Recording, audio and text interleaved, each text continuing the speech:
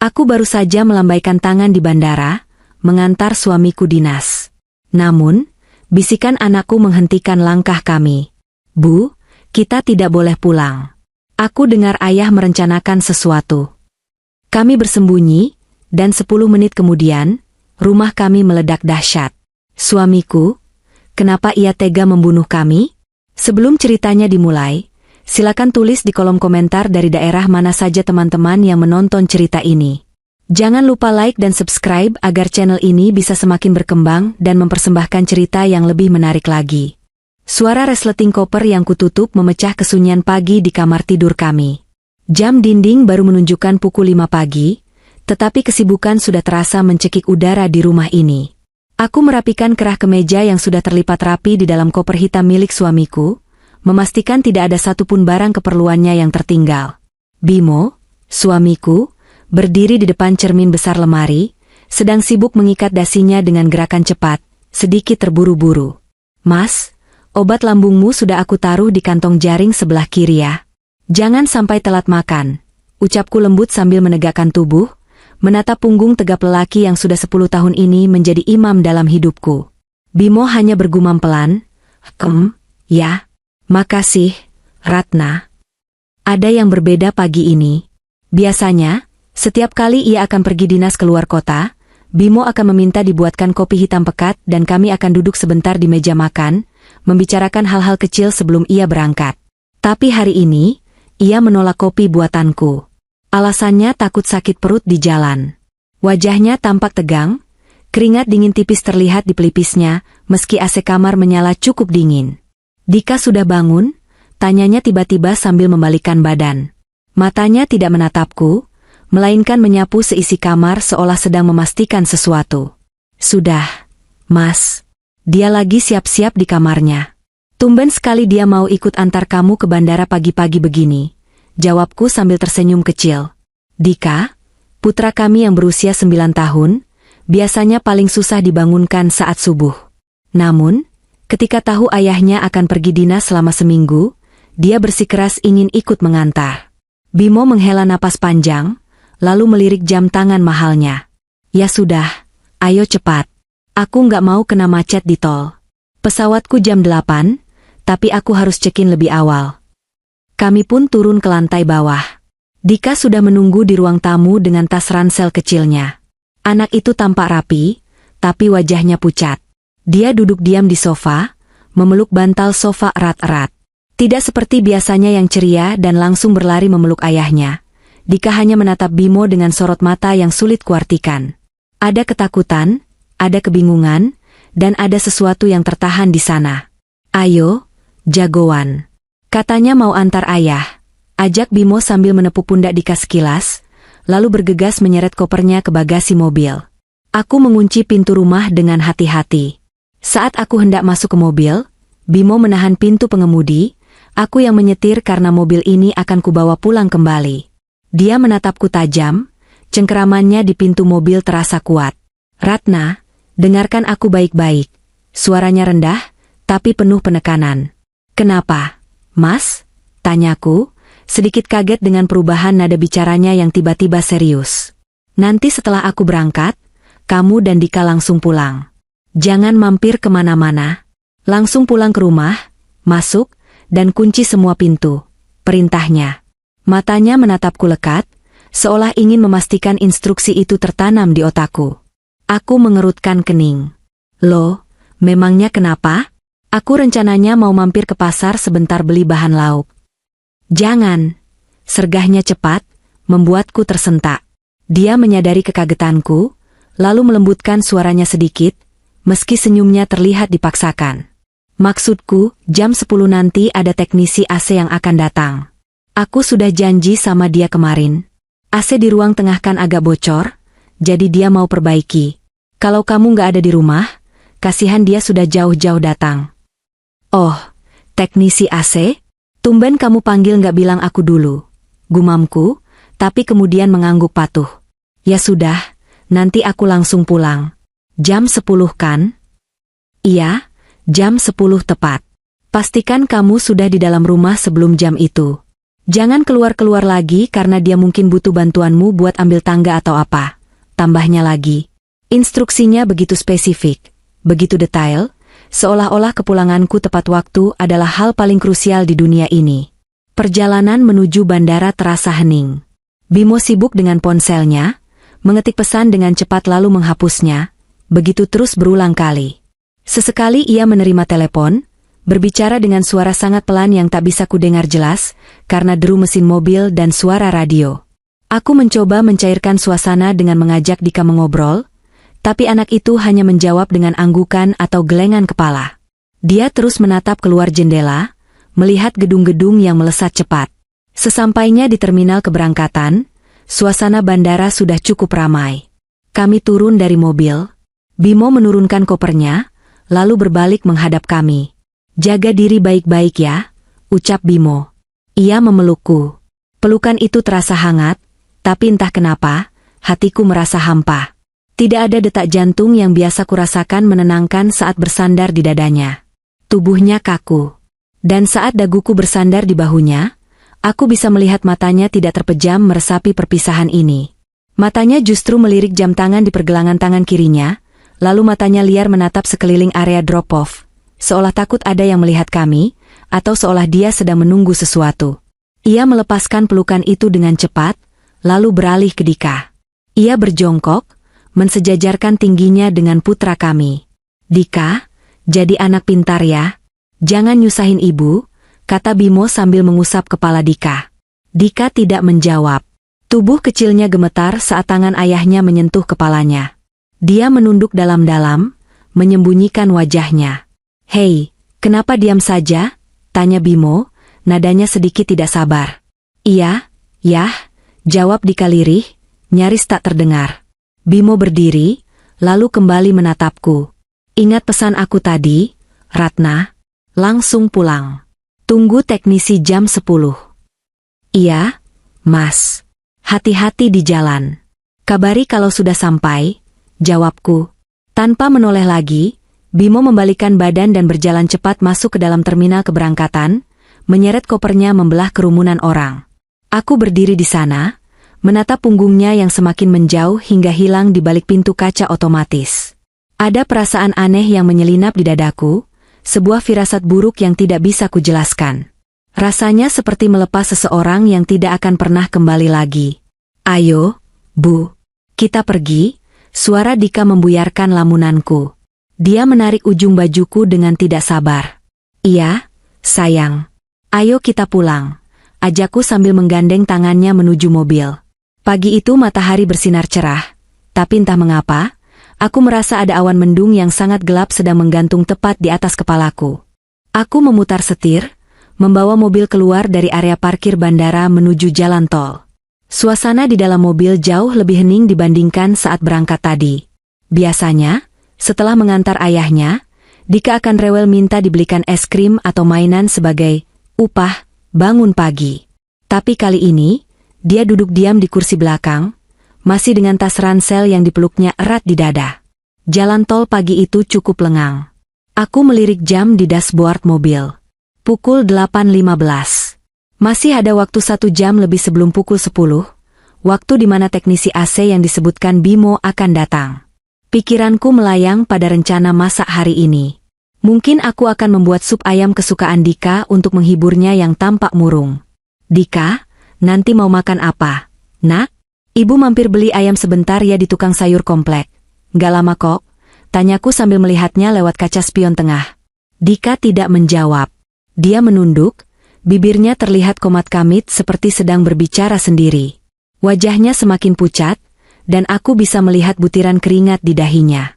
"Dika, kamu sakit, Nak? Pusing?" tanyaku lagi, kali ini dengan nada khawatir. Tiba-tiba, Dika memajukan tubuhnya. Tangan kecilnya mencengkeram pundak kiriku dari belakang. Cengkeramannya begitu kuat dan gemetar hebat, membuatku kaget dan hampir membanting setir. "Bu?" panggilnya dengan suara bergetar. "Ya ampun, Dika, jangan kagetin ibu begitu, bahaya." "Kamu kenapa, sayang?" Aku mencoba tetap fokus pada jalanan sambil sesekali melirik spion. "Bu, Jangan pulang, bisiknya. Suaranya terdengar seperti orang yang sedang ketakutan setengah mati. Aku mengernyitkan dahi, bingung. Maksudnya jangan pulang gimana? Kita kan harus pulang, Nak. Ayah pesan tadi ada teknisi AC mau datang jam 10. Kita harus bukakan pintu. Nggak ada teknisi AC, Bu. Itu bohong. Teriak Dika tiba-tiba, air mata mulai mengalir di pipinya. Ayah bohong sama ibu. Jantungku berdegup kencang mendengar teriakan histeris Dika. Dika, bicara apa kamu? Nggak boleh bilang ayah pembohong. Ayah kan sayang sama kita. Ayah jahat, Bu. Ayah mau celakain kita. Isak tangis Dika pecah. Dia menarik napas panjang, berusaha mengendalikan suaranya yang parau. Semalam aku belum tidur saat ayah kira aku sudah tidur. Aku main game di tablet sambil sembunyi di balik selimut. Aku mulai memelankan laju mobil, mengambil jalur kiri. Perasaanku semakin tidak enak. Terus kenapa? Aku dengar ayah teleponan sama orang. Bu. Suaranya pelan banget. Ayah teleponnya di balkon kamar, tapi pintu balkonnya nggak ketutup rapat. Aku rekam, Bu. Awalnya aku cuma iseng mau rekam suara jangkrik buat tugas sekolah, tapi malah suara ayah yang masuk. Tanganku di kemudi mulai terasa dingin. Rekam? Kamu rekam apa, Dika? Dika mengeluarkan tabletnya dari dalam tas ransel dengan tangan gemetar. Dia mengusap layarnya beberapa kali, mencari sebuah file. Ibu dengerin ini, tolong dengerin, Bu. Kita nggak boleh pulang ke rumah. Dia menyodorkan tablet itu ke dekat telingaku. Aku masih menyetir, tapi konsentrasiku sudah terpecah sepenuhnya. Dika menekan tombol play. Awalnya hanya terdengar suara kresek-kresek, suara angin, dan gesekan kain. Lalu, terdengar suara pria yang sangat kukenal. Suara Bimo. Suaranya terdengar dingin, tanpa emosi, sangat berbeda dengan nada lembut yang biasa ia gunakan padaku. Iya, tenang saja. Tiketnya sudah aman. Besok pagi mereka akan aku suruh diam di rumah. Jeda sejenak. Terdengar suara Bimo lagi. Kali ini lebih pelan tapi sangat jelas, karena sepertinya dia berjalan mendekat ke arah di mana Dika bersembunyi saat itu. Pastikan gasnya bocor tepat waktu sebelum jam 10. Aku akan bilang ke Ratna ada teknisi AC jam segitu, jadi dia pasti akan mengunci semua pintu dan menunggu di dalam. Jangan sampai meleset. Ledakannya harus terlihat seperti kecelakaan murni. Aku mau semuanya bersih. Darahku berhenti mengalir. Rasanya seluruh tubuhku disiram air es. Mobil yang kucari mendadak terasa limbung. Aku segera menepikan mobil ke bahu jalan tol dan menginjak rem dalam-dalam. Napasku memburu. Ini suara ayah? Tanyaku terbata-bata, air mataku menetes tanpa sadar. Otakku menolak percaya, tapi telingaku tidak bisa bohong. Itu suara Bimo. Suara suamiku. Iya, Bu. Itu suara ayah semalam. Tangis Dika semakin kencang sambil memeluk leherku dari belakang. Ayah mau bakar rumah kita, Bu. Ayah mau kita mati. Aku terduduk lemas di kursi pengemudi, mencengkeram setir hingga buku-buku jariku memutih. Potongan-potongan kejadian pagi ini berputar kembali di kepalaku seperti film yang diputar cepat. Sikap Bimo yang terburu-buru. Keringat dingin di pelipisnya. Tatapan matanya yang tidak berani menatapku. Instruksinya yang aneh dan sangat spesifik. Pulang, kunci pintu, tunggu teknisi jam 10. Dia bukan sedang memastikan AC diperbaiki. Dia sedang memastikan kami ada di dalam peti mati kami sendiri. Ya Tuhan. Desisku. Rasa sakit menghantam dadaku lebih keras dari benturan fisik apapun. Pengkhianatan ini terasa begitu nyata dan mengerikan. Suami yang kukasihi, ayah dari anakku, merencanakan pembunuhan terhadap kami dengan darah dingin. Kita nggak boleh pulang, Bu. Jangan pulang. Dika terus memohon. Aku menghapus air mata dengan kasar. Naluri bertahan hidupku tiba-tiba bangkit, mengalahkan rasa sedih dan syok yang melumpuhkan. Aku menoleh ke belakang, menatap wajah putraku yang ketakutan. Aku harus kuat. Demi Dika.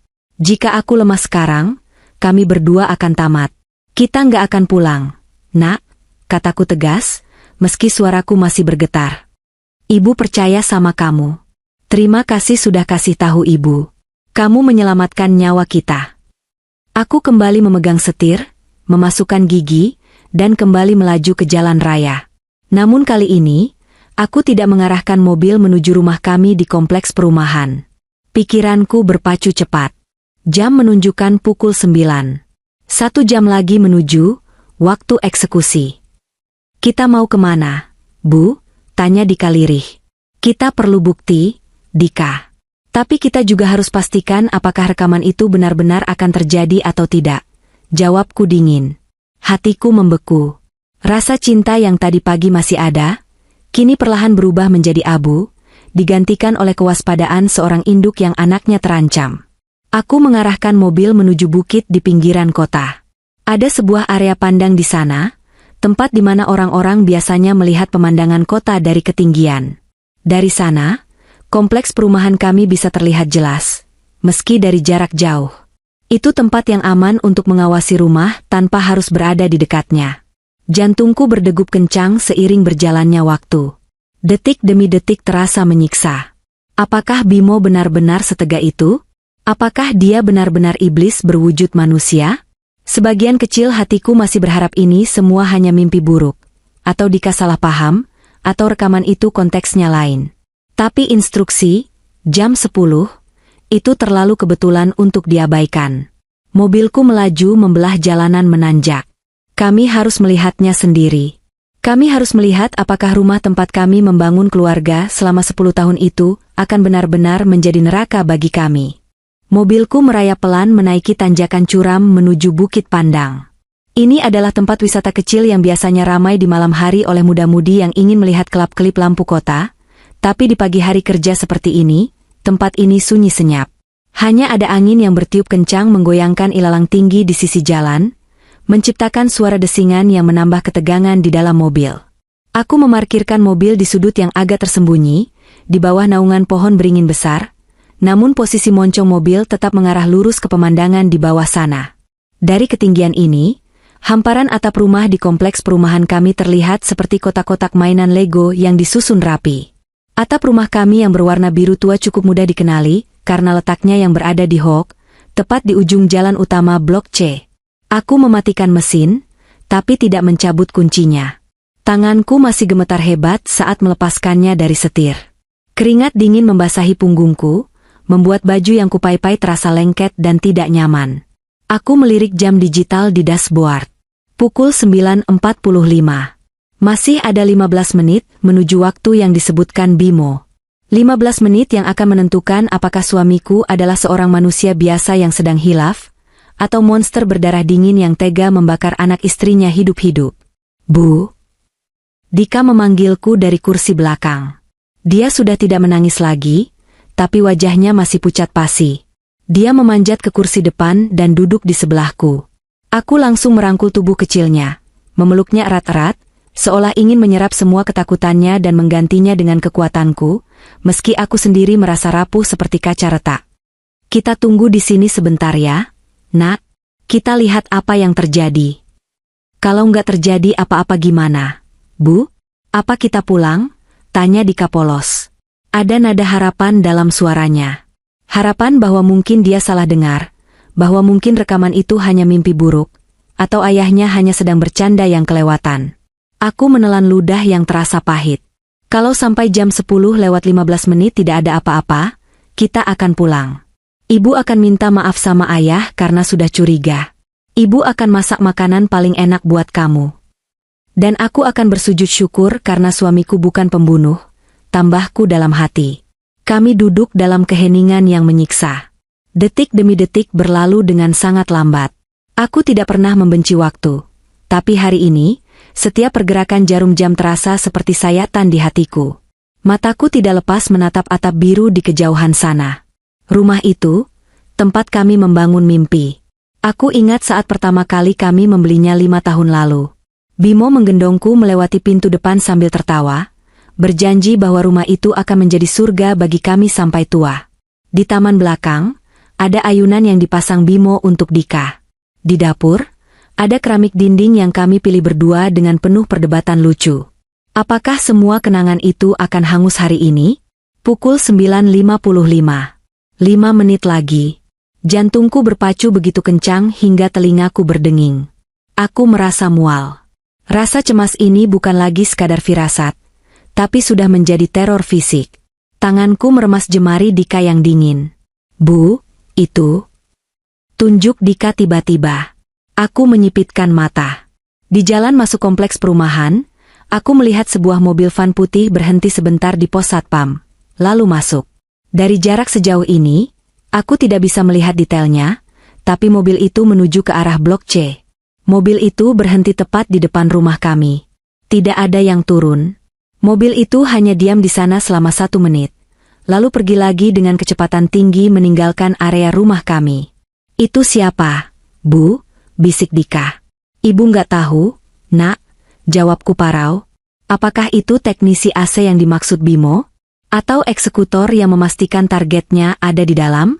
Pukul 9.58. Aku menahan napas. Ponselku bergetar di dalam tas. Aku tersentak kaget. Dengan tangan gemetar, aku merogoh tas dan melihat layarnya. Mas Bimo Caling. Nama itu berkedip-kedip di layar ponselku. Jantungku serasa mau copot. Kenapa dia menelepon di detik-detik terakhir ini? Apakah dia ingin memastikan aku sudah di rumah? Atau dia ingin mendengar suara teriakan kami saat api melahap tubuh kami? Aku menatap Dika. Dika menggeleng kuat-kuat, matanya membelalak ketakutan. Jangan angkat, Bu. Jangan. Aku membiarkan panggilan itu berdering sampai mati. Lalu dia menelepon lagi. Aku tetap diam, mematung menatap layar ponsel yang menyala, lalu beralih menatap rumah kami di kejauhan. Pukul 10. Hening. Tidak ada yang terjadi. Angin berhembus pelan. Burung-burung gereja terbang melintas. Kompleks perumahan itu tampak damai dan tenang di bawah sinar matahari pagi. 1 menit berlalu. Pukul 10.01. Aku mulai menghembuskan napas lega. Bahuku yang tegang perlahan turun. Mungkin Dika salah. Mungkin rekaman itu konteksnya lain. Mungkin, gas, yang dimaksud Bimo adalah urusan pekerjaan proyek migasnya, bukan gas LPG di dapur kami. Harapan mulai tumbuh kembali di dadaku. Ya Tuhan, terima kasih. Terima kasih ini hanya salah paham. Dika, sepertinya nggak ada Duara. Ucapanku terpotong oleh suara ledakan yang menggelegar, begitu keras hingga kaca mobilku bergetar hebat. Mataku terbelalak. Di bawah sana, dari titik di mana rumah kami berdiri, sebuah bola api raksasa menyembur ke angkasa, diikuti oleh asap hitam pekat yang membumbung tinggi, bergulung-gulung mencekik langit biru. Atap biru tua yang tadi kutatap, kini hancur berkeping-keping, melayang di udara bersama puing-puing tembok dan kaca. Rumah kita, jerit Dika histeris. Dia menutup telinganya rapat-rapat, wajahnya menyiratkan teror yang tak akan pernah bisa dihapus seumur hidupnya. Aku membeku. Seluruh tubuhku lumpuh. Otakku berhenti bekerja. Itu rumah kami. Itu dapur tempat aku menyiapkan sarapan tadi pagi. Itu ruang tamu tempat Dika menunggu ayahnya. Jika aku menuruti perintah Bimo, jika aku pulang dan mengunci pintu menunggu teknisi, saat ini tubuhku dan tubuh Dika pasti sudah hancur lebur, terpanggang dalam neraka dunia itu. Ledakan itu disusul oleh suara sirine mobil-mobil yang parkir di sekitar kompleks yang menyala serentak karena getaran. Asap hitam semakin tebal. Aku bisa melihat api menjilat-jilat ganas, merambat ke pohon mangga di halaman depan. Tetangga-tetangga mulai berhamburan keluar rumah, terlihat seperti semut-semut kecil yang panik dari kejauhan ini. Air mataku tumpah. Bukan karena sedih kehilangan harta benda, tapi karena menyadari kebenaran yang mengerikan. Bimo benar-benar melakukannya. Suamiku, ayah dari anakku, dia baru saja mencoba mengeksekusi kami. Dia ingin kami mati. Dia ingin kami lenyap dari muka bumi ini. Rasa mual yang tadi kutahan kini tak terbendung lagi. Aku membuka pintu mobil dan muntah di rumputan pinggir jalan. Isi perutku keluar semua, bercampur dengan rasa pahit empedu. Tubuhku menggigil hebat tak terkendali. Bayangan Bimo yang memelukku tadi pagi, senyum palsunya, instruksi dinginnya, semuanya berputar di kepalaku menjadi sebuah montase horor. Bu. Dika turun dari mobil dan memeluk pinggangku sambil menangis terseduh-seduh. Ayah jahat, Bu. Ayah jahat. Aku menghapus sisa muntahan di bibirku dengan punggung tangan, lalu berbalik memeluk Dika. Aku mendekap wajahnya ke dadaku, tidak ingin dia melihat lebih lama lagi pemandangan rumah kami yang sedang terbakar. Cukup sudah trauma yang dia terima hari ini. Kita selamat, nak. Kita selamat. Bisikku berulang-ulang, lebih untuk meyakinkan diriku sendiri daripada Dika. Tuhan masih sayang sama kita. Ponselku bergetar lagi. Kali ini sebuah pesan masuk. Aku membukanya dengan tangan yang masih gemetar. Dari Bimo. Sayang, teknisinya sudah sampai belum? Kok aku telepon gak diangkat? Kabari ya kalau sudah selesai. Membaca pesan itu, rasa takutku perlahan berubah menjadi sesuatu yang lain. Sesuatu yang panas, gelap, dan tajam. Amarah. Kebencian murni. Dia pikir rencananya berhasil. Dia pikir kami sudah mati atau sedang meregang nyawa di dalam sana, dan dia mengirim pesan ini hanya sebagai alibi, sebagai bukti palsu bahwa dia adalah suami yang perhatian dan tidak tahu apa-apa. Dia pikir kita sudah mati. Dika, kataku pelan, suaraku terdengar asing di telingaku sendiri. Dingin dan keras. Dia akan merayakannya. Aku berdiri tegak, menatap kobaran api di kejauhan untuk terakhir kalinya. Asap hitam itu adalah tanda berakhirnya hidupku sebagai Ratna yang penurut, Ratna yang naif. Mulai detik ini, Ratna yang lama sudah mati terbakar di rumah itu. Ayo masuk mobil, Dika. Kita harus pergi, ajakku sambil menarik Dika masuk kembali. Kita mau kemana? Bu? Ke kantor polisi? Tanya Dika sambil sesenggukan. Belum. Kita butuh bukti yang lebih kuat kalau kita mau menangkapnya. Polisi mungkin akan menganggap ini kecelakaan gas biasa kalau kita cuma datang bawa rekaman suara samar itu. Ayahmu pintar, dia pasti sudah menyusun skenario rapi. Jelasku sambil menyalakan mesin mobil. Kita harus cari tahu di mana ayahmu sebenarnya. Aku memutar setir, membawa mobil menjauh dari bukit itu, menjauh dari kepulan asap yang membawa serta sisa-sisa kehidupan kami yang hancur. Aku harus memastikan satu hal. Bimo bilang dia ada dinas luar kota. Pesawatnya jam 8. Jika dia benar-benar terbang, dia tidak mungkin bisa menyalakan pemicu ledakan itu, atau mengawasi kejadiannya. Tapi instingku mengatakan lain. Dia tidak mungkin pergi jauh saat pestanya sedang dimulai. Aku memacu mobil kembali ke arah jalan tol menuju bandara. Keputusan yang gila, aku tahu. Logikanya, aku harus menjauh sejauh mungkin. Tapi rasa penasaran dan naluri berburu mulai menguasai rasa takutku. Aku perlu melihat wajahnya. Aku perlu tahu apakah dia benar-benar naik pesawat itu. Sambil menyetir dengan satu tangan, aku membuka aplikasi pemesanan tiket perjalanan di ponselku. Aku tahu jadwal penerbangan Bimo karena akulah yang membelikan tiketnya secara online 2 hari lalu menggunakan akunku. Dia bilang dia sedang sibuk meeting dan tidak sempat buka aplikasi. Aku mengecek status penerbangan GA402 tujuan Surabaya.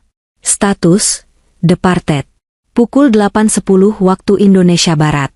Pesawatnya sudah lepas landas hampir 2 jam yang lalu. Aku mengerutkan kening. Apakah aku salah? Apakah Bimo benar-benar ada di dalam pesawat itu? Jika dia ada di pesawat, berarti dia menyewa orang lain untuk meledakkan rumah kami. Tapi, ada sesuatu yang mengganjal. Tadi pagi, saat di bandara, dia tidak langsung masuk ke pintu pemeriksaan. Dia berhenti di area check-in mandiri, tapi tidak mencetak boarding pass. Dia hanya berdiri di sana, sibuk dengan ponselnya. Dan satu hal lagi, kunci mobil cadangan. Bimo selalu membawa kunci cadangan mobilnya di tas kerja. Jaga-jaga kalau kamu menghilangkan kuncimu, katanya dulu. Tapi mobil yang dipakainya ke bandara biasanya diparkir di area inap. Dika, coba kamu cek lokasi, Find My Device, di tabletmu. Email ayah masih nyangkut di situ kan? Tanyaku. Dika pernah meminjam akun Google ayahnya untuk mengunduh game berbayar, dan seingatku dia belum logout. Dika mengusap layar tabletnya dengan cepat. Nggak bisa, Bu. Lokasinya dimatikan. Terakhir aktif 2 jam lalu di bandara. Pintar sekali dia, gumamku. Dia mematikan GPS-nya. Kami tiba di area bandara 40 menit kemudian. Suasana bandara masih sama ramainya dengan tadi pagi. Orang-orang berlalu lalang menyeret koper dengan wajah penuh harapan akan liburan atau urusan bisnis. Mereka tertawa, berpelukan, berpisah. Pemandangan normal itu terasa menyakitkan bagiku. Mereka tidak tahu bahwa baru saja ada seorang ibu dan anak yang nyaris hangus terbakar karena ulah kepala keluarganya sendiri. Dunia terus berputar, tak peduli pada tragedi kami. Aku tidak menurunkan penumpang di lobi keberangkatan. Aku langsung mengarahkan mobil ke area parkir inap mobil. Tempat di mana biasanya orang-orang yang bepergian beberapa hari menitipkan kendaraannya. Aku memelankan laju mobil, mataku menyisir setiap barisan mobil yang terparkir. Mobil Bimo adalah SUV hitam dengan stiker khusus klub otomotif di kaca belakang. Plat nomornya B1980RMO. Aku hafal di luar kepala. Kami berputar 2 kali mengelilingi area parkir yang luas itu.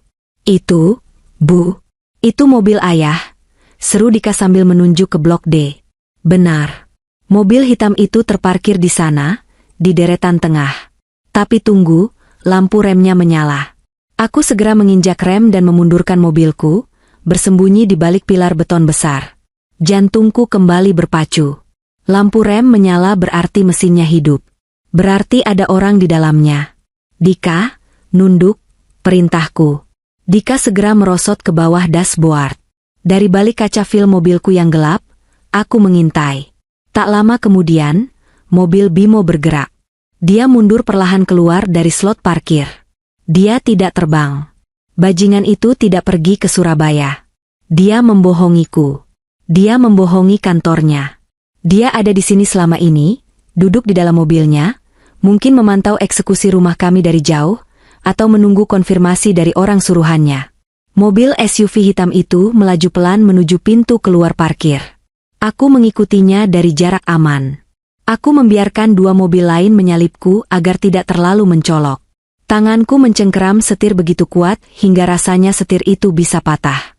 Rasa benciku semakin mendidih melihat mobil itu. Di dalamnya ada pria yang seharusnya melindungiku, tapi justru menjadi malaikat pencabut nyawaku. Mobil Bimo tidak keluar dari area bandara. Dia justru berbelok menuju terminal kedatangan 1A. Dia mau jemput siapa? Bu? Bisik Dika yang memberanikan diri mengintip sedikit. Kita lihat saja, jawabku dingin. Bimo menghentikan mobilnya di area penjemputan Curpside. Tidak lama kemudian, seorang wanita keluar dari pintu kedatangan. Dia mengenakan dres merah menyala yang mencolok, kacamata hitam besar, dan topi lebar ala turis. Dia menyeret koper pink besar. Wanita itu, aku mengenalnya. Itu Elisa, teman sekantor Bimo. Sekretaris direksi yang sering Bimo ceritakan sebagai wanita bawel yang suka menyusahkan. Bimo sering mengeluh tentang betapa bodohnya Elisa dalam bekerja.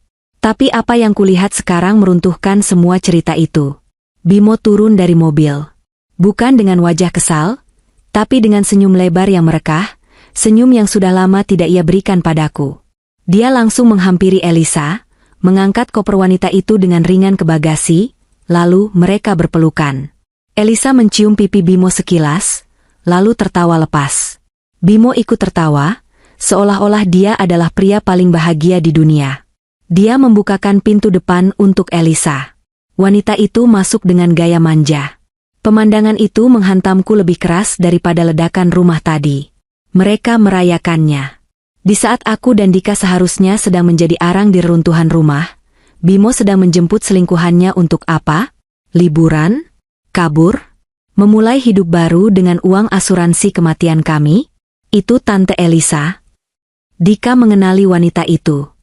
Dia pernah kasih aku coklat waktu ayah ajak aku ke kantor. Iya, Nak. Itu Tante Elisa, jawabku datar. Air mataku sudah kering. Rasa sedih itu sudah habis, digantikan oleh tekad yang membaja. Aku melihat mobil mereka mulai melaju meninggalkan area bandara. Mereka tampak begitu bebas, begitu lepas. Mereka pikir mereka sudah menang. Mereka pikir hantu masa lalu mereka sudah lenyap di lahap api.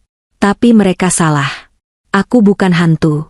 Aku masih hidup, bernapas, dan memegang setir mobil yang akan mengikuti mereka kemanapun mereka pergi. Bu, kita mau apakan mereka? Tanya Dika, matanya menatap tajam ke arah mobil ayahnya yang menjauh. Anak sekecil itu, sorot matanya sudah berubah. Dia bukan lagi anak manja yang minta es krim. Dia adalah anak yang baru saja melihat wajah asli ayahnya. Kita tidak akan melakukan apa-apa sekarang, Dika. Kita biarkan mereka bersenang-senang dulu, kataku sambil menginjak gas, menjaga jarak aman di belakang mobil SUV hitam itu. Semakin tinggi mereka terbang, semakin sakit nanti saat ibu jatuhkan. Aku meraba saku celanaku, memastikan kartu debit rahasiaku, rekening tabungan pribadi yang tidak pernah diketahui Bimo, masih ada di sana. Karena mulai detik ini, semua aset kami yang lain pasti sudah diblokir atau diawasi oleh Bimo. Kami adalah buronan di dalam hidup kami sendiri. Buronan yang sudah dianggap mati. Mulai sekarang, kita harus jadi hantu beneran, Dika. Tidak boleh ada yang tahu kita masih hidup. Sampai waktunya tepat. Mobil Bimo berbelok masuk ke jalan tol dalam kota. Aku terus mengikuti. Pengejaran ini baru saja dimulai. Dan aku bersumpah demi sisa-sisa puing rumahku, aku tidak akan berhenti sampai Bimo membusuk di penjara. Kami tidak bisa terus-menerus berkendara tanpa tujuan. Bensin mobil mulai menipis, dan perut Dika sudah berbunyi berkali-kali. Namun, setiap kali melihat mobil polisi atau satpam perumahan yang melintas, jantungku seakan berhenti berdetak. Rasanya seperti ada target besar yang terlukis di punggung kami. Aku memutuskan untuk berhenti di sebuah mesin ATM yang letaknya agak terpencil, di pinggiran kota yang jauh dari jangkauan teman-teman atau kolega Bimo. Aku butuh uang tunai. Kartu kredit dan debit adalah jejak digital yang paling mudah dilacak, tapi aku butuh modal awal untuk menghilang. Dengan mengenakan topi dan masker medis yang kutemukan di laci dashboard, aku turun dari mobil. Kutekan pin ATM dengan tangan gemetar. Maaf, kartu Anda tidak dapat digunakan. Silakan hubungi bank penerbit. Layar mesin itu menampilkan pesan penolakan yang dingin. Aku mencoba sekali lagi. Sama saja. Kartuku sudah diblokir. Darahku mendidih. Bimo bergerak sangat cepat. Dia pasti sudah menelepon bank segera setelah berangkat tadi pagi, melaporkan bahwa dompet istrinya hilang atau dicuri, atau mungkin dia menggunakan alasan lain yang lebih licik. Dia ingin memastikan jika aku selamat dari ledakan itu, aku akan mati perlahan karena kelaparan di jalanan tanpa akses ke 1 rupiah pun. Aku kembali ke mobil dengan tangan hampa. Dika menatapku dengan mata bulatnya yang penuh harap. "Nggak bisa, Bu?" tanyanya pelan. Aku menggeleng lemah, lalu memaksakan senyum. "Nggak apa-apa. Ayahmu memang pintar, dia sudah kunci semua pintu uang kita. Tapi dia lupa, ibu masih punya simpanan lain. Aku tidak punya uang tunai banyak di dompet. Hanya ada 200.000 rupiah. Itu tidak akan cukup untuk bertahan hidup lebih dari 2 hari. Pandanganku jatuh pada cincin kawin emas putih yang melingkar di jari manisku. Cincin yang dulu dipasangkan Bimo dengan janji sehidup semati. Dulu benda ini adalah simbol cinta, sekarang rasanya seperti borgol yang menjeratku. Aku melepas cincin itu. Rasanya ringan, seolah beban berat terangkat dari jariku. Lalu aku melepas kalung emas pemberian ibuku yang sudah lama meninggal. "Kita ke pasar loak," kataku pada Dika. Di sebuah toko emas pinggiran jalan yang kusam dan penuh jeruji besi, aku menjual semuanya. Pemilik toko, seorang pria tua bermata jeli, menatapku curiga karena aku menjual cincin kawin tanpa surat-surat lengkap. Suratnya ikut terbakar di rumah. Dia menawar dengan harga sangat rendah, hanya setengah dari harga pasar. Aku ingin marah, tapi aku tidak punya pilihan. Aku butuh uang cash sekarang juga, tanpa jejak, tanpa nama. Aku menerima uang itu dengan hati perih. Uang hasil penjualan kenangan yang kini tak lagi berharga. Malam itu, kami check-in di sebuah motel murah di daerah pinggiran industri. Bangunannya tua, cat temboknya mengelupas, dan lorongnya berbau asap rokok yang menyengat. Jauh berbeda dari rumah kami yang wangi dan ber-AC dingin. Tapi inilah tempat paling aman. Di sini, resepsionisnya yang mengantuk tidak meminta KTP saat aku menyodorkan uang tunai di muka. Dia hanya memberikan kunci kamar nomor 12 di lantai dasar. Kamar itu sempit. Spraynya berwarna kusam dan ada noda bekas air di langit-langit. Dika duduk di ujung tempat tidur, kakinya menggantung. Dia tidak mengeluh, meski aku tahu dia pasti merasa jijik dan takut. Anakku yang terbiasa tidur di kasur empuk dengan selimut wangi laundry, Kini harus tidur ditemani suara tikus yang mencicit di plafon. Ibu nyalakan TV ya, biar nggak sepi, kataku sambil menyalakan televisi tabung tua di sudut kamar. Gambarnya sedikit bersemut. Aku memindah-mindahkan saluran, mencari berita lokal. Dan benar saja, di saluran berita utama, ada breaking news. Tragedi kebakaran di kompleks elit. Dugaan kebocoran gas, ibu dan anak belum ditemukan. Judul berita itu tertulis dengan huruf merah tebal. Lalu, wajah Bimo muncul di layar. Dia sedang diwawancarai di depan reruntuhan rumah kami yang masih berasap. Dia memakai kemeja yang tadi pagi kusiapkan, tapi kini kancing atasnya dibuka, lengan bajunya digulung berantakan, dan rambutnya acak-acakan. Wajahnya basah oleh air mata. Aktingnya luar biasa sempurna. Saya baru mendarat di Surabaya saat dapat kabar ini, ucap Bimo di TV dengan suara serak yang memilukan. Istri saya, Ratna, dia memang agak ceroboh soal kompor. Mungkin dia lupa mematikan gas saat masak air. Saya sudah sering ingatkan, ya Tuhan, kenapa harus anak saya juga? Aku menutup mulutku dengan tangan, menahan teriakan amarah. Dia menyalahkanku. Di depan jutaan penonton, dia framing seolah-olah ini adalah kelalaianku. Dia membunuh karakterku setelah mencoba membunuh fisikku. Dika menatap layar TV tanpa berkedip. Tangannya mengepal kuat di atas sprei kusam. Kami belum menemukan jenazah korban karena kondisi reruntuhan yang parah, lanjut reporter di lokasi. Namun pihak keluarga, Bapak Bimo, meyakini istri dan anaknya ada di dalam saat kejadian karena mobil korban masih terparkir di garasi. Tuh, mobil? Aku tersadar. Mobil yang kami bawa adalah mobilku, Honda Jazz abu-abu. Tapi di garasi rumah memang ada mobil tua milik almarhum ayahku yang sedang mogok dan tertutup kain.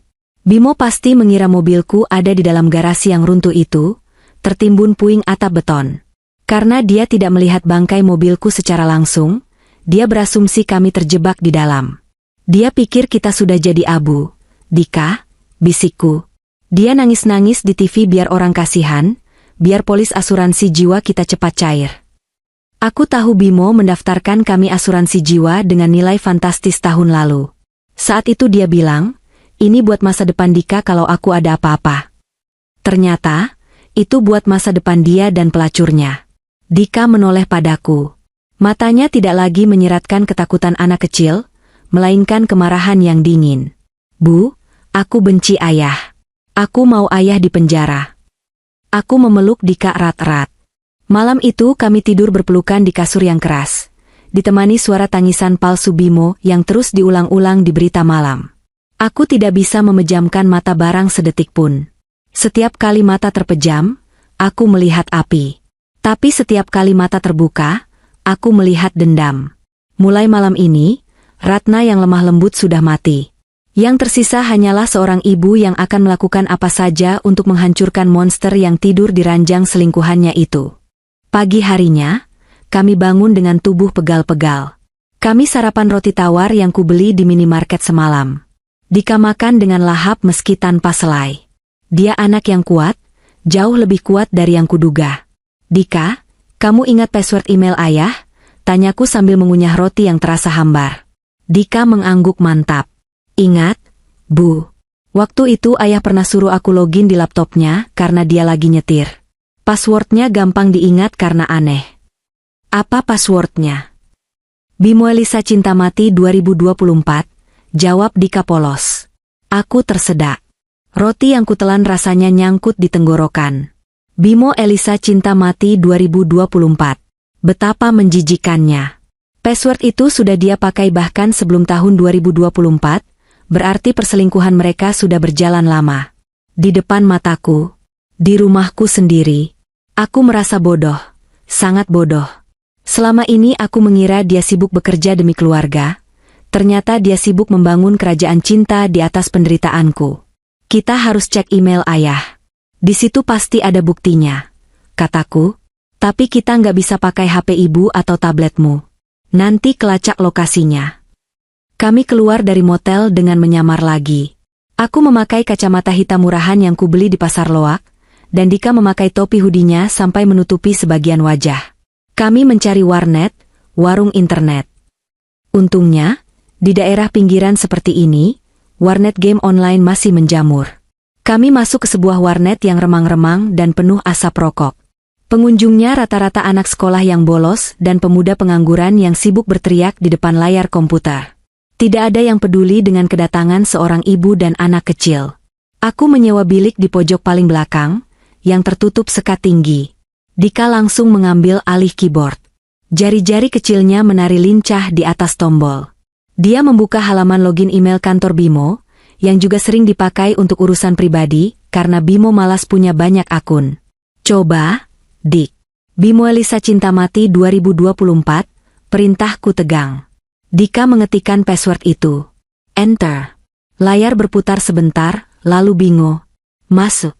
Inbox email Bimo terpampang jelas di depan mata. Jantungku berdegup kencang. Kami seperti pencuri yang masuk ke gudang rahasia. Aku segera menyuruh Dika mencari kata kunci, asuransi, tiket, dan nama, Elisa. Hasilnya mencengangkan. Ada puluhan email dari agen asuransi bernama Pak Hendra. Isinya membuat darahku mendidih. Subjek, klaim polis Ain Ratna Udika dari Hendra Asuransi kepada Bimo, Pak Bimo, berkas sudah saya siapkan. Begitu surat kematian keluar dan hasil forensik, atau surat keterangan hilang dari kepolisian, terbit, dana 10 miliar bisa cair dalam 2 minggu. Bagian saya 20% sesuai kesepakatan. Pastikan alibi Bapak kuat saat kejadian. 10 miliar. Harga nyawaku dan Dika hanya 10 miliar di mata Bimo. Dan dia rela membagi 2 miliarnya untuk agen korup itu. Lalu Dika membuka folder, draft. Di sana ada email yang belum terkirim, ditujukan ke Elisa. Isinya lampiran tiket pesawat ke Eropa untuk 2 orang, tertanggal 1 minggu dari sekarang. Sayang, sabar ya, minggu depan kita sudah bebas. Nenek sihir dan anaknya itu sudah jadi sejarah.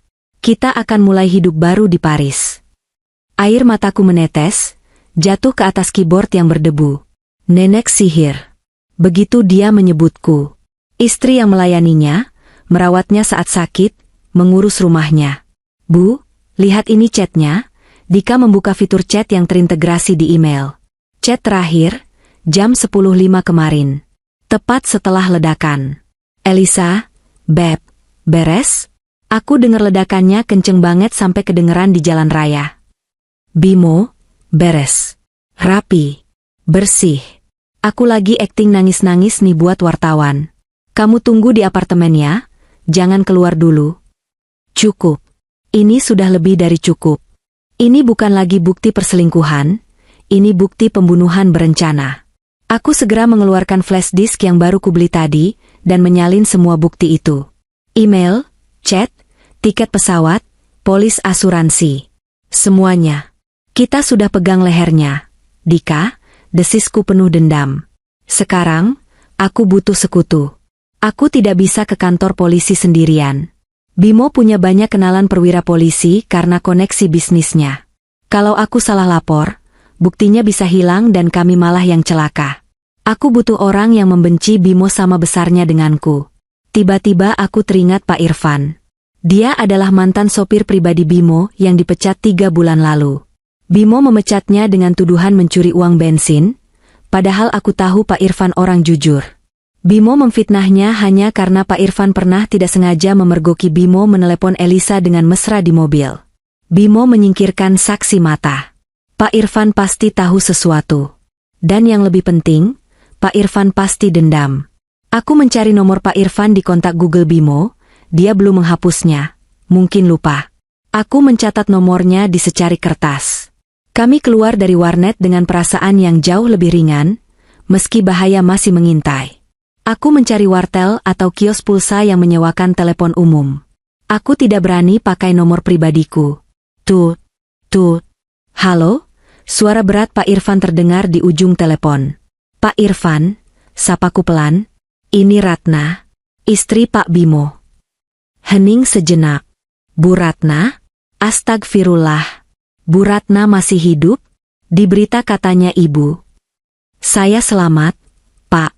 Dan saya tahu Bapak dipecat karena Bapak tahu soal perempuan itu, kan?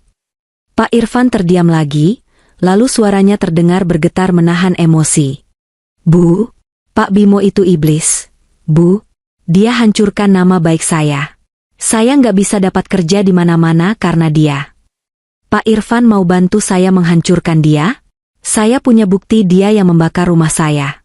Kalau Bapak bantu saya pastikan nama Bapak bersih lagi dan saya akan gaji Bapak seumur hidup dari uang ganti rugi yang akan saya rebut dari dia. Tanpa ragu sedetik pun, Pak Irfan menjawab, kapan dan di mana? Bu, saya siap mati-matian buat bantu Ibu. Saya muak lihat dia ketawa-ketawa di atas penderitaan orang. Temui saya di gudang tua bekas pabrik tekstil di Jalan Lingkar Luar nanti malam. Jangan bawa HP. Bawa mobil Bapak yang bak terbuka. Aku menutup telepon. 1 pion sudah kudapatkan. Sekarang saatnya menyusun jebakan untuk sang raja dan ratu palsu itu. Bimo ingin bermain api? Baiklah, aku akan pastikan dia terbakar habis dalam permainannya sendiri. Dika, kamu takut? Tanyaku pada putraku yang menggenggam tanganku erat. Enggak, Bu. Asal sama Ibu, jawabnya mantap. Bagus. Karena mulai sekarang, kita akan jadi pemburu. Malam itu langit Jakarta tampak kelam, seolah turut berduka atas apa yang terjadi pada hidupku. Tidak ada bintang, hanya hamparan awan hitam yang menggantung rendah, memantulkan cahaya kota yang samar dari kejauhan. Angin malam berhembus kencang, membawa aroma debu, karat, dan sisa-sisa bahan kimia yang menyengat di area pergudangan tua di Jalan Lingkar Luar. Ini adalah kawasan industri mati, sebuah kuburan beton bagi pabrik-pabrik yang bangkrut saat krisis moneter 1 dekade lalu. Aku memarkirkan mobil Honda Jazzku jauh di balik semak-semak belukar yang tingginya hampir menutupi atap mobil. Lokasi ini kukilih dengan sangat hati-hati. Tersembunyi, gelap, dan mematikan. Sekitar 500 meter di depan kami, berdiri kerangka bangunan bekas pabrik tekstil yang sudah ditinggalkan. Dindingnya retak-retak dimakan usia, atap sengnya banyak yang lepas, menciptakan suara klontang-klontang yang mengerikan setiap kali angin menerpa. Aku mematikan mesin mobil. Keheningan tiba-tiba menyergap, hanya diselingi oleh suara napas Dika yang teratur namun terdengar berat di kursi sebelah. Aku menoleh menatap putraku. Dalam remang cahaya lampu jalan yang jauh, wajahnya tampak begitu dewasa. Gurat ketakutan anak-anak yang biasanya ada di sana kini berganti dengan ketegangan yang kaku. Dia memeluk tabletnya erat-erat di dada, seolah benda itu adalah perisai yang bisa melindunginya dari monster apapun. Dika, panggilku lembut, tanganku terulur mengusap pipinya yang dingin. Kamu yakin mau ikut masuk? Ibu bisa minta Pak Irfan kunciin kamu di mobil ini. Kamu aman di sini? Dika menggeleng tegas, matanya menatap lurus ke arah bangunan tua yang menyeramkan itu. Enggak, Bu, aku enggak mau sendirian di sini. Lagian, aku harus rekam semuanya. Kalau cuma suara, ayah bisa ngelak lagi kayak waktu itu. Kalau video, ayah nggak bakal bisa bohong. Kata-kata itu menusuk hatiku. Anak berumur 9 tahun seharusnya bicara soal PR matematika atau kartun favoritnya, bukan soal mengumpulkan bukti kejahatan ayahnya sendiri. Bimo telah merampas masa kecil Dika dalam 1 hari. Kemarahanku yang tadi sempat mereda karena kelelahan, kini kembali membara. Panas, menjalar dari ulu hati hingga ke ujung jari-jariku. Baiklah, putusku. Aku memeriksa kembali tas selempangku. Di dalamnya ada ponsel burner, ponsel sekali pakai, yang baru kubeli di konter pinggir jalan sore tadi, sebuah senter kecil, dan semprotan merica, senjata pertahanan diri terakhir jika rencana ini berantakan. Kami keluar dari mobil, mengendap-endap membelah ilalang tinggi. Setiap langkah terasa berat. Sepatuku becek menginjak tanah berlumpur sisa hujan sore tadi. Kami berjalan menuju titik pertemuan yang sudah kujanjikan dengan Pak Irfan sejam yang lalu lewat telepon umum. Di sudut bangunan utama, terparkir sebuah mobil pikap tua berwarna hitam doff yang nyaris tak terlihat dalam kegelapan. Seorang pria parubaya berdiri bersandar di kap mobil, ujung rokok kreteknya menyala merah di kegelapan, satu-satunya tanda kehidupan di sana. Pak Irfan, bisikku saat kami sudah cukup dekat. Pria itu tersentak.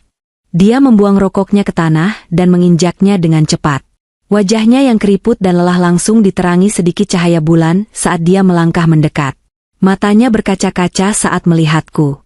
Masya Allah, Bu Ratna. Suaranya bergetar hebat, terdengar serak menahan tangis. Dia buru-buru menyeka sudut matanya dengan punggung tangan yang kasar. Saya pikir berita di TV itu benar, Bu. Saya pikir Ibu sama Aden Dika sudah. Dia tidak sanggup melanjutkan kalimatnya. Kami dilindungi Tuhan, Pak. Jawabku, berusaha tersenyum meski bibirku terasa kaku. Aku menyalami tangan mantan sopir suamiku itu. Tangan yang kasar dan penuh kapalan, tapi memiliki integritas yang jauh lebih mulia daripada tangan halus Bimo yang sering dipuji rekan bisnisnya. Aden Dika. Pak Irfan berjongkok, memegang bahu Dika. Aden kurusan. Ya Allah, tega bener bapakmu, Den. Tega bener. Pak Irfan sehat? Tanya Dika pelan. Sehat, Den. Fisik sehat, tapi hati bapak sakit lihat kelakuan Pak Bimo. Sejak bapak dipecat 3 bulan lalu dengan fitnah itu, bapak susah cari kerja. Bu, Pak Bimo kasih blacklist nama saya di grup-grup sopir. Dia bilang saya maling. Pak Irfan mengepalkan tangannya, rahangnya mengeras menahan emosi. Padahal saya cuma mau ingetin dia supaya jangan main api sama perempuan itu di mobil yang sering ibu pakai. Saya tahu, Pak. Saya minta maaf karena waktu itu saya tidak bisa membela bapak. Saya terlalu buta. Saya terlalu percaya sama Bimo. Sesalku. Sudah, Bu. Yang lalu biarlah berlalu. Sekarang, apa rencana Ibu? Saya siap lakuin apa aja. Mau saya hajar dia? Saya bawa kunci roda di mobil. Pak Irfan menunjuk bak belakang mobilnya. Aku menggeleng. Jangan, Pak. Kalau kita pakai kekerasan fisik duluan, kita yang salah di mata hukum. Bimo itu licik. Dia tahu celah hukum. Kita harus hancurkan dia dengan cara yang tidak bisa dia bantah. Kita butuh pengakuan. Aku menjelaskan rencanaku secara detail. Sederhana namun berisiko tinggi. Kami akan memancing Bimo datang ke sini dengan ancaman pemerasan. Bimo adalah tipe orang yang narsistik dan gila kontrol. Dia tidak akan membiarkan ada saksi mata yang memegang kartu asnya. Dia pasti akan datang untuk membereskan masalah ini, entah dengan uang atau cara lain yang lebih gelap. Saya butuh bapak sembunyi di lantai 2, di catwal besi yang mengelilingi gudang. Bapak rekam semuanya dari atas sebagai cadangan, dan tolong awasi kalau dia bawa orang lain. Kalau situasi tidak terkendali, baru bapak turun bantu saya. Siap, Bu. Nyawa saya taruhannya, jawab Pak Irfan mantap tanpa keraguan sedikitpun. Kami pun masuk ke dalam gudang utama. Suasananya jauh lebih mencekam daripada di luar. Ruangan itu sangat luas. Mungkin seluas lapangan bola, dengan langit-langit tinggi yang disangga pilar-pilar beton raksasa. Bau apek, oli bekas, dan kotoran tikus bercampur menjadi satu. Cahaya bulan masuk melalui lubang-lubang di atap, menciptakan pola bayangan yang aneh dan menakutkan di lantai semen yang retak. Ada beberapa tong besi berkarat berserakan, tumpukan palet kayu busuk, dan sisa-sisa mesin tenun yang sudah jadi rongsokan besi tua. Suara langkah kaki kami menggema, memantul di dinding-dinding kosong, membuatku merinding. Rasanya seperti masuk ke mulut raksasa yang siap menelan kami. Aku menempatkan Dika di dalam sebuah tong besi besar yang kosong dan kering. Tong itu memiliki lubang karat kecil di sisi depannya, cukup untuk lensa kamera tablet Dika mengintip keluar. Ingat janji kita, Dika, bisikku sambil merapikan rambutnya. Wajahku hanya berjarak beberapa senti dari wajahnya. Apapun yang terjadi, apapun yang kamu dengar, jangan keluar. Jangan bersuara. Biarkan ibu yang hadapi ayah. Kamu tugasnya cuma merekam. Mengerti? Tapi kalau ayah jahatin ibu gimana? Tanya Dika cemas. Ada Pak Irfan di atas. Ada polisi yang sedang meluncur. Ibu aman. Kamu harus jadi saksi bisu yang pintar. Oke? Dika mengangguk, meski aku tahu dia sangat ketakutan. Aku mencium keningnya lama, menyalurkan segala doa dan kekuatan. Ibu sayang Dika. Setelah memastikan Dika aman dan Pak Irfan sudah memanjat tangga besi berkarat menuju lantai 2, aku berdiri sendirian di tengah gudang. Tepat di area yang sedikit terkena cahaya bulan. Disinilah panggung sandiwaranya akan dimulai. Aku merogoh saku celanaku, mengeluarkan ponsel burner. Jariku gemetar saat mengetik pesan itu. Pesan yang akan mengubah nasib kami selamanya.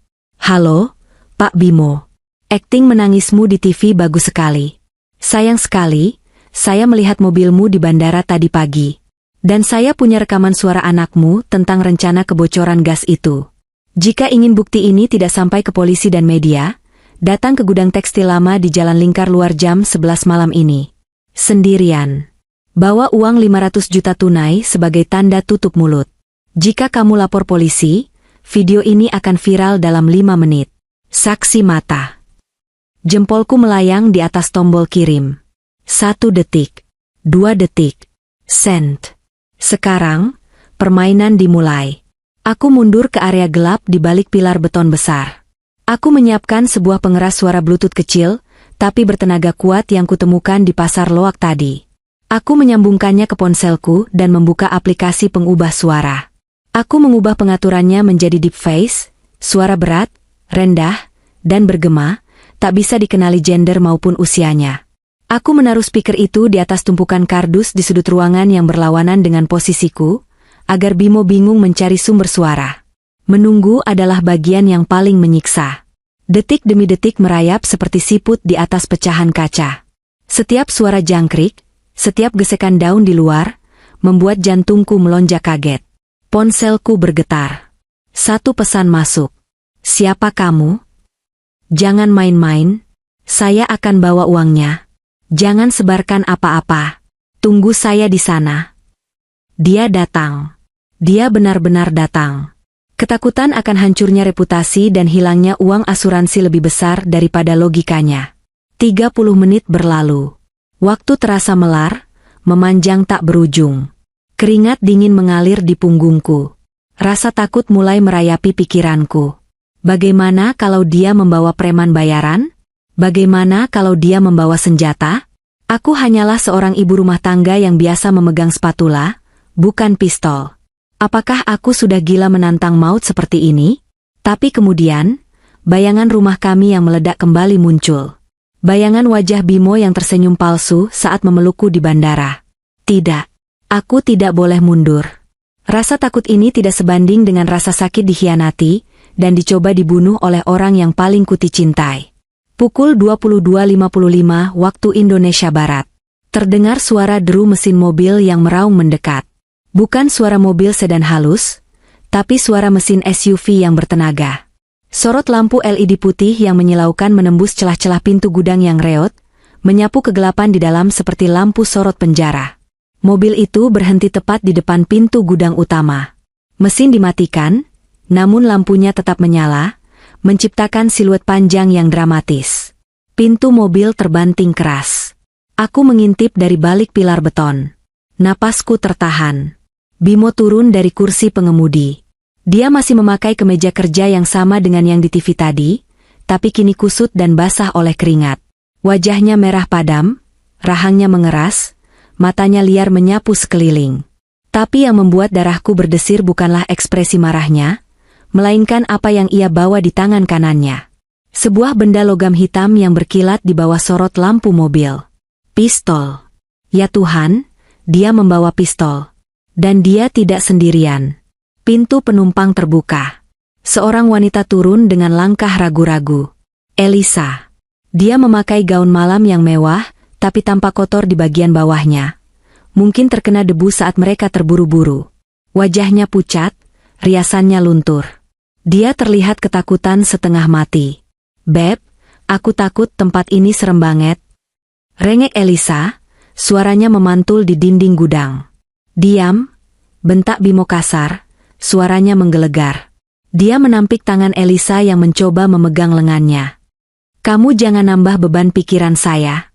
Ini semua gara-gara kamu ceroboh. Kenapa kamu nggak cek ada orang yang lihat kita di bandara, hah? Kok aku? Kamu yang jemput aku di tempat terbuka. Balas Elisa tak mau kalah, meski suaranya gemetar. Bimo tidak mempedulikannya lagi. Dia melangkah masuk ke dalam gudang, pistol di tangannya terarah lurus ke depan, siap menembak apa saja yang bergerak. Keluar kamu, teriak Bimo. Suaranya penuh amarah, tapi ada getaran ketakutan di sana. Jangan jadi pengecut. Mana orangnya? Saya sudah bawa uangnya. Dia menendang sebuah kaleng bekas, hingga terpental jauh menimbulkan suara terang yang nyaring. Aku menarik napas dalam-dalam, berusaha menenangkan detak jantungku yang secepat drum band. Tanganku menggenggam ponsel erat-erat. Aku menekan tombol mikrofon di aplikasi pengubah suara. Saatnya hantu berbicara. Selamat datang, Bapak Bimo yang terhormat. Suaraku keluar dari speaker di sudut ruangan, telah terdistorsi oleh aplikasi menjadi suara bariton yang berat, bergema, dan mengerikan seolah berasal dari dinding-dinding gudang itu sendiri. Bimo dan Elisa tersentak hebat. Mereka berputar mencari sumber suara. Bimo mengacungkan pistolnya dengan panik ke arah tumpukan kardus di pojok kanan, tempat speaker itu berada. "Di mana kamu?" "Keluar!" teriak Bimo. Tangannya gemetar, tapi telunjuknya menempel erat di pelatuk. Dor! Satu tembakan meletus. Peluru menghantam tumpukan kardus, menerbangkan debu ke udara. Suara letusan itu begitu keras di ruang tertutup, membuat telingaku berdenging sakit. Elisa menjerit histeris, menutup telinganya sambil berjongkok. "Bimo, jangan nembak. Nanti ada yang dengar." "Persetan," raung Bimo. Matanya nanar. "Aku nggak akan biarkan tikus got ini meras orang kaya kita. Keluar kamu bajingan." Aku kembali menekan tombol mikrofon. Aku harus memancing emosinya lebih jauh. Aku harus membuatnya mengaku. "Simpan pelurumu, Bimo. Kamu tidak bisa membunuh bayangan," ucapku lagi lewat mikrofon, nadanya tenang namun menusuk. "Sayang sekali peluru itu meleset. Sama seperti rencanamu meledakkan rumahmu sendiri. Kamu pikir istrimu bodoh? Kamu pikir anakmu tidak tahu? Itu bukan urusanmu." Bimo berteriak, urat-urat lehernya menonjol. Dia berjalan ke tengah ruangan, berputar-putar seperti binatang buas yang terperangkap. "Mereka itu cuma beban. Kamu tahu rasanya hidup sama perempuan kampung yang ngebosenin kayak Ratna? 10 tahun aku terjebak. Cuma bisa masak, nyuci, ngurus anak. Nggak ada gairah. Nggak ada tantangan." Aku menggigit bibirku kuat-kuat hingga berdarah mendengar kata-katanya. Jadi itu yang dia rasakan? Pengabdianku selama 10 tahun dianggap membosankan? Kesetiaanku dianggap beban? Jadi karena bosan, kamu membakar mereka hidup-hidup? Bersama anak kandungmu sendiri? Tanyaku, memancing intinya. Dika itu penghalang. Bimo menjawab tanpa ragu, suaranya penuh racun. "Anak itu terlalu lengket sama ibunya.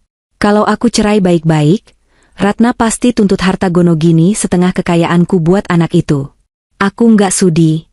Itu uang hasil kerjaku. Aku berhak bahagia sama Elisa. Kita mau ke Paris. Kita mau hidup mewah tanpa ada benalu." "Beb, udah Beb, dia rekam suara kita kayaknya." Elisa menarik baju Bimo, menangis ketakutan. "Ayo kita pergi aja." Bimo mendorong Elisa hingga terjatuh ke lantai kotor. "Diam kau. Ini satu-satunya cara biar kita bebas. Kita bunuh saksi mata ini, kita ambil rekamannya, terus kita kubur dia di sini. Nggak ada yang bakal tahu." Dia kembali berteriak ke arah kegelapan. "Hei saksi mata. Dengar sini ya. Memang aku yang bunuh mereka. Dan aku bangga. Aku yang suruh orang bocorin gas itu. Aku yang pastiin pintu terkunci. Kalau kamu mau laporin aku, laporin aja. Tapi kamu bakal mati duluan malam ini." Itu dia. Jackpot. Pengakuan lengkap. Motif, rencana, dan pelaksanaan. Jelas, lantang, dan terekam sempurna. Di dalam tong persembunyiannya, aku yakin Dika sedang menangis tanpa suara sambil merekam ayahnya yang berubah menjadi monster. Di atas sana, Pak Irfan pasti sedang menahan diri untuk tidak melompat turun dan menghajar mantan majikannya. Sudah cukup. Sandiwara hantu selesai. Sekarang saatnya kenyataan menampar wajahnya. Aku mematikan aplikasi pengubah suara. Aku mematikan speaker. Perlahan, aku melangkah keluar dari balik pilar beton yang gelap. Sepatu ketsku berbunyi pelan menginjak lantai semen. Aku berjalan masuk ke dalam sorotan cahaya bulan yang menimpa tengah gudang, tepat 10 meter di depan Bimo. "Kalau begitu, silakan tembak aku, Mas," ucapku. Suaraku tidak lagi berat dan bergema. Itu suaraku. Suara Ratna. Suara istri yang selama ini menyambutnya pulang kerja, membuatkannya kopi, dan memijat kakinya. Namun kali ini, nadanya sedingin es di kutub utara. Bimo membeku. Pistol di tangannya turun sedikit, seolah kehilangan tenaga. Mulutnya ternganga. Matanya membelalak lebar, seakan bola matanya hendak melompat keluar dari rongganya. Wajahnya yang merah padam seketika berubah menjadi pucat pasi, lebih putih dari mayat. Ratna? Bimo tergagap. Lidahnya seolah keluh. Kamu bukannya kamu. Mati, potongku. Aku terus berjalan mendekat, langkahku mantap. Rasa takutku hilang entah kemana, digantikan oleh rasa jijik yang luar biasa dan kekuatan yang tidak pernah kusadari kumiliki. Sayang sekali, Mas. Tuhan belum izinkan aku mati. Tuhan masih sayang sama, perempuan kampung yang membosankan, ini. Tuhan mau aku melihat wajah aslimu malam ini. Hantu. Elisa memekik ngeri. Dia merangkak mundur, kakinya menendang-nendang udara. Beb, itu hantu istrimu, dia mau balas dendam. Aku menoleh tajam ke arah Elisa. Tatapanku membuat wanita itu menciut. Aku bukan hantu, Elisa. Hantu tidak bisa merasakan sakit hati. Aku masih hidup. Aku wanita yang suaminya kamu curi, yang rumahnya kamu bantu bakar, dan yang hartanya ingin kalian nikmati di Paris. Bagaimana bisa?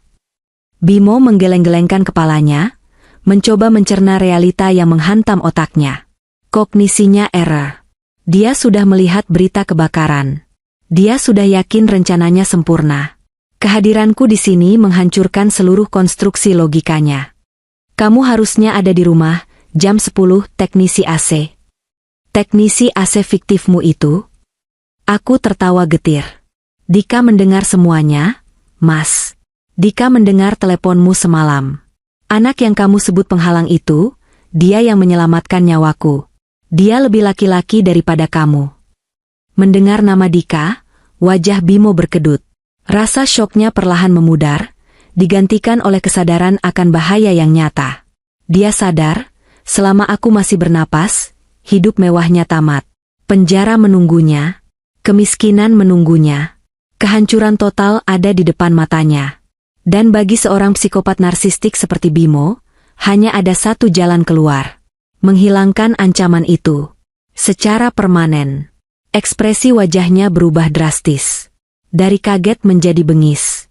Kebencian murni terpancar dari matanya. Dia mengangkat pistolnya lagi, mengarahkannya tepat ke dadaku. Jarak kami kini hanya 5 meter. Lubang laras pistol itu terlihat begitu gelap, siap memuntahkan kematian. Kau?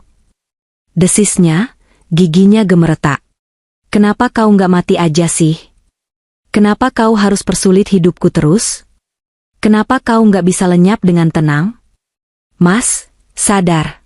Seruku, berusaha tetap tenang meski lututku mulai goyah melihat jari telunjuknya menegang di pelatuk.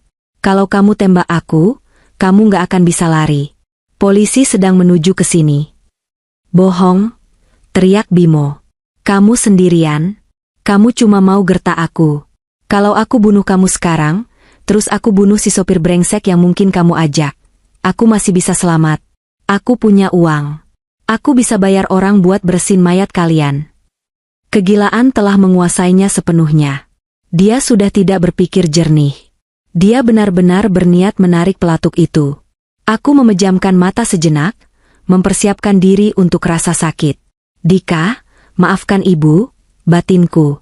Mati kau. Bimo berteriak. Namun, sebelum pelatuk itu ditarik sepenuhnya, sebuah benda logam berat melayang dari atas, berputar di udara, dan menghantam pergelangan tangan kanan Bimo dengan suara krak yang mengerikan. Sebuah kunci Inggris besar yang dilempar dengan presisi sempurna. Arg! Bimo menjerit kesakitan. Pistolnya terlepas dari genggamannya, terlempar jauh ke sudut gelap gudang. Dia memegangi tangannya yang patah, melolong seperti serigala terluka. Jangan sentuh Ibu Ratna, bajingan. Pak Irfan melompat turun dari catwal setinggi 3 meter. Dia mendarat dengan berguling di atas tumpukan karung goni, lalu bangkit dengan gesit. Kemarahannya yang sudah dipendam berbulan-bulan meledak. Dia berlari menerjang Bimo, menendang perut pria itu hingga terpental jatuh berguling-guling di lantai kotor. "Ini buat fitnah bapak ke saya." Pak Irfan melayangkan satu pukulan ke rahang Bimo. "Buge, ini buat Aden Dika." Pukulan kedua menghantam perut. "Buge, dan ini buat Ibu Ratna." Bimo yang terbiasa hidup nyaman di kantor ber-AC sama sekali bukan tandingan Pak Irfan yang ototnya terbentuk dari kerja keras seumur hidup. Dia hanya bisa meringkuk, melindungi kepalanya sambil mengerang. "Ampun, ampun." Elisa, melihat kekasihnya dihajar habis-habisan, mencoba mengambil kesempatan. Dia bangkit dan berlari kencang menuju pintu keluar gudang. Namun langkahnya terhenti mendadak. Di pintu gudang yang terbuka lebar, berdiri sosok kecil yang disinari cahaya lampu mobil dari belakang. "Dika."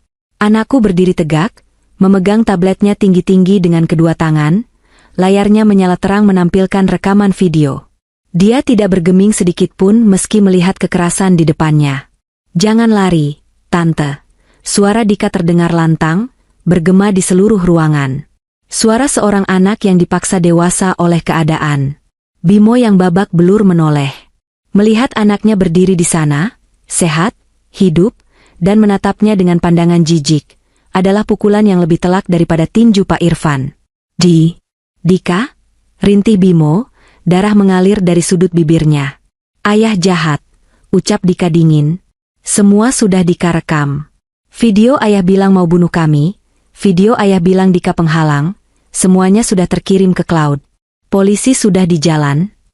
Seolah alam semesta merestui ucapan Dika, suara sirine meraung-raung memecah keheningan malam. Bukan hanya satu, tapi banyak. Raungan sirine itu semakin lama semakin dekat, bersahut-sahutan, mendekat dengan kecepatan tinggi. Cahaya biru dan merah mulai memantul di dinding-dinding gudang, menciptakan pesta cahaya yang memusingkan. Tidak. Bimo merangkak mundur, menjauh dari Pak Irfan, menjauh dari kami. Punggungnya menabrak tumpukan tong besi. Tamat sudah. Polisi berseragam lengkap dengan rompi anti peluru menyerbu masuk. Senjata laras panjang terarah ke segala penjuru. "Polisi, jangan bergerak. Angkat tangan," teriak komandan tim penyergap. Bimo dan Elisa langsung tiarap di lantai, mencium debu. Elisa menangis histeris. Bimo masih mencoba memanipulasi keadaan, sifat pengecutnya muncul ke permukaan. Saat seorang polisi memborgol tangannya yang patah, Bimo berteriak, "Pak, saya korban Pak. Saya dijebak. Perempuan ini." Dia menunjuk Elisa dengan kepalanya, "Dia otaknya. Dia yang paksa saya. Dia yang ancam mau bunuh keluarga saya kalau saya nggak tinggalin istri saya. Saya cuma korban Pak." Elisa terbelalak, syok mendengar pengkhianatan itu. Dia menoleh ke Bimo dengan tatapan tak percaya. "Apa? Hai bangsat, kamu yang ajak aku. Kamu yang bilang istrimu beban. Kamu yang beli tiket ke Paris. Jangan bawa-bawa aku." "Bohong. Dia gila Pak. Tangkap dia." Bimo terus berteriak, air mata buayanya mengalir deras. Dia mencoba menatapku, memelas. Ratna sayang, tolong jelasin ke polisi. Mas cuma dihipnotis sama dia. Mas masih cinta sama kamu, Dek. Demi Dika, tolong Mas." Aku menatap pria yang sedang bersujud di lantai itu. Pria yang 10 tahun lalu berjanji di depan penghulu akan menjagaku lahir batin. Pria yang tadi pagi memelukku dengan niat membunuh. Pria yang barusan menodongkan pistol ke dadaku. Sekarang, dia terlihat begitu kerdil. Begitu menyedihkan. Dia rela mengorbankan siapa saja. Istrinya, anaknya, bahkan selingkuhannya, demi menyelamatkan kulitnya sendiri. Cintanya pada Elisa ternyata sama palsunya dengan cintanya padaku. Dia hanya mencintai dirinya sendiri. Aku berjalan mendekat, berjongkok di hadapannya yang sedang diseret polisi. Aku menatap matanya dalam-dalam. "Mas, tahu apa yang paling menyakitkan dari semua ini?" Tanyaku pelan, nyaris berbisik. Bimo menatapku penuh harap, mengira aku akan luluh, mengira aku masih Ratna yang bodoh dan pemaaf. "Apa, Dek? Mas minta maaf. Mas janji bakal perbaiki semuanya. Kita mulai lagi ya." Aku tersenyum tipis. Senyum penuh luka namun juga penuh kebebasan. Yang paling menyakitkan adalah, aku pernah membuang 10 tahun hidupku untuk mencintai monster sepertimu dengan tulus. Aku berdiri tegak, lalu meludahi wajahnya. Cuih. Ludahku mendarat tepat di pipinya. Itu adalah simbol perpisahan terakhir. Simbol hilangnya rasa hormat. Bawa dia, Pak.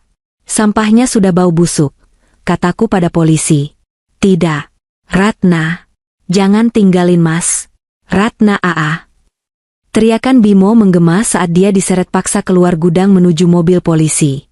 Suaranya penuh keputusasaan, tapi tidak ada satupun dari kami yang peduli. Elisa juga diseret di belakangnya, terus memaki-maki Bimo. Drama cinta terlarang mereka berakhir tragis di lantai gudang yang kotor, bukan di Paris yang romantis. Seorang perwira polisi menghampiriku.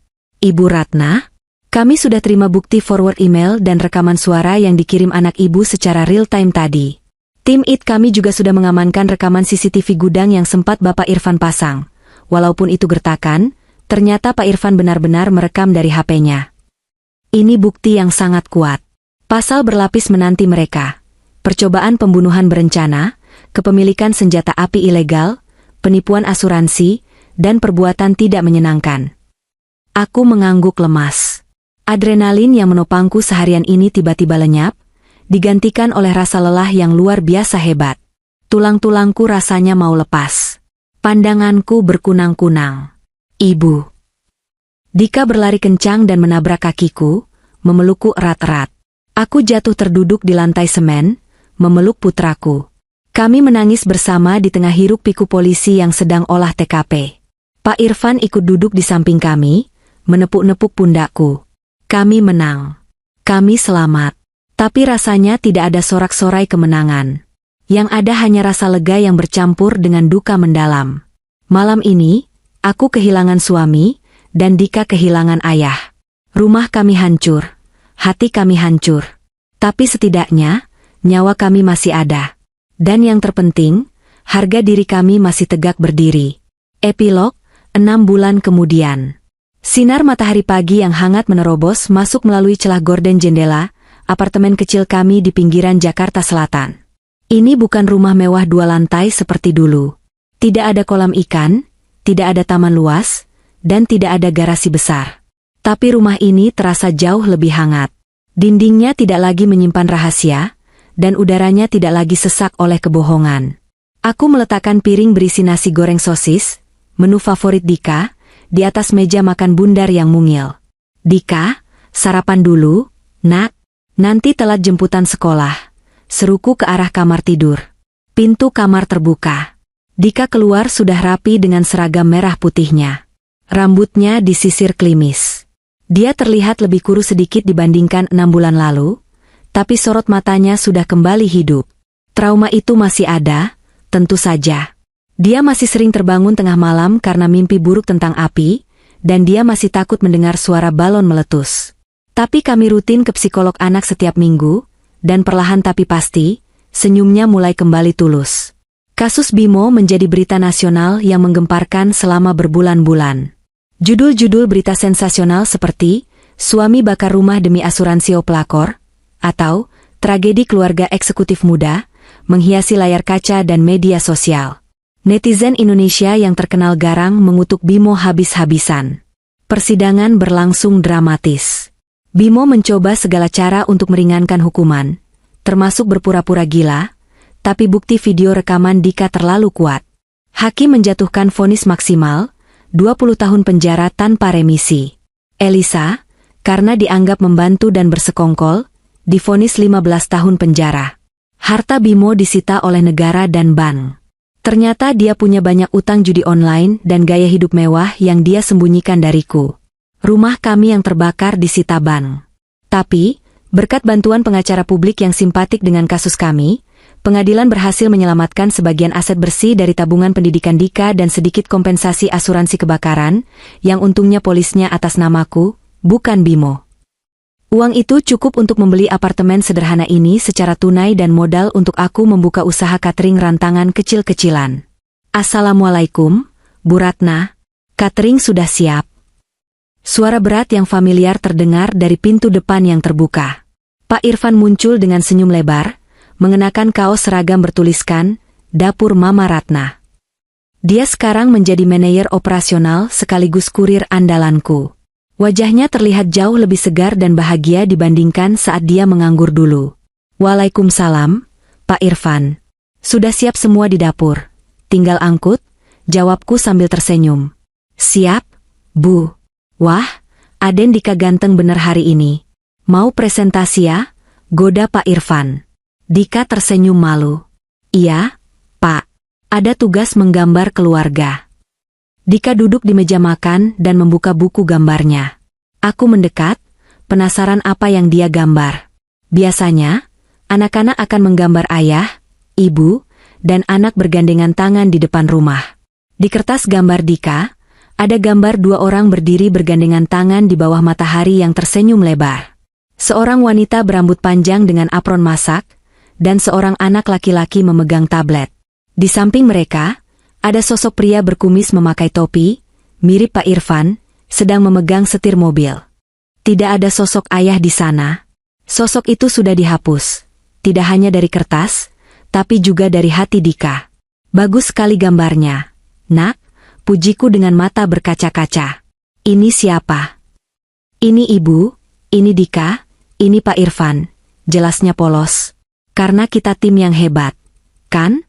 Kata ibu, keluarga itu adalah orang yang saling menjaga, bukan yang saling menyakiti. Air mataku tak tertahan lagi menetes. Aku memeluk Dika erat-erat, mencium aroma sampo stroberinya. Kalimat itu, kalimat yang pernah kuucapkan saat dia menangis di ruang terapi psikolog. Ternyata dia ingat betul. Benar, sayang. Kita tim yang paling hebat, bisikku. Aku menatap keluar jendela apartemen. Langit biru cerah, burung-burung gereja beterbangan bebas. Masa lalu yang kelam itu sudah hangus terbakar menjadi abu. Sakitnya masih terasa, bekas lukanya mungkin tidak akan pernah hilang sempurna. Tapi kami masih di sini. Kami bertahan. Hidup tidak pernah menjanjikan kemudahan.